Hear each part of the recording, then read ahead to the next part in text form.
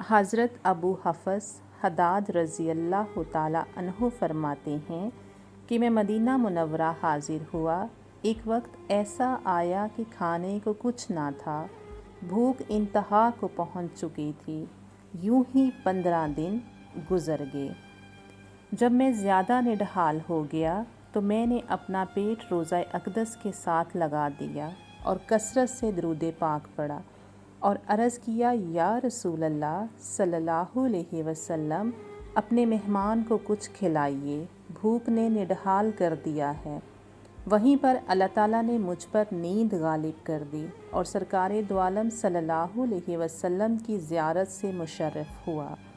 سیدنا صدیق اکبر رضی اللہ تعالیٰ عنہ نبی پاک کے دائیں جانب اور فاروق اعظم بائیں جانب ہیں، اور شیر خدا حضرت علی رضی اللہ تعالیٰ عنہ سامنے ہیں۔